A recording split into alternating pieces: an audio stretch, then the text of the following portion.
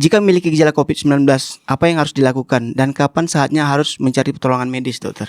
Iya, kita awal-awal itu mengenal gejala dari COVID-19 ini adalah ada demam, Iya, ya, betul. ada batuk, pilek, sakit tenggorokan, kadang kalau yang agak berat sesak nafas. Iya. Sekarang dia lebih bervariasi gejalanya. Kadang-kadang dia nggak ada demam. Nggak ada demam, nggak ada gejala-gejala infeksi saluran nafas atas.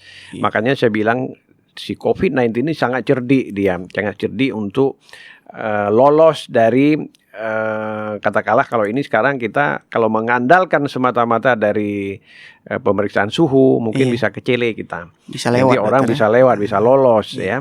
Jadi kalau memang ada gejala-gejala klasik yang seperti saya sebutkan tadi, tentunya sekarang fasilitas kesehatan yang terdekat tentunya misalnya di puskesmas. Itu rata-rata semua dokter puskesmas itu sudah mendapat pelatihan, sudah mendapat ilmu yang update terhadap penanganan dari gejala-gejala dari COVID-19.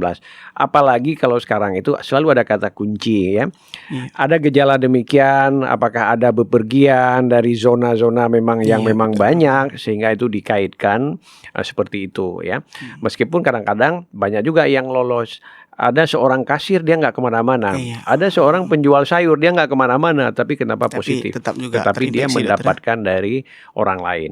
Tapi pertanyaan tadi adalah apabila ada gejala-gejala curiga, ada flu, batuk, pilek, ada perjalanan dari daerah merah, silahkan ke dokter yang terdekat yang mungkin didapatkan. Apalagi dengan gejala-gejala demikian, semuanya bebas biaya. Termasuk nanti misalnya harus dilakukan pemeriksaan rapid test, pemeriksaan swab, harus diberikan obat-obatan. Semua yang terkait dengan COVID adalah tidak berbayar.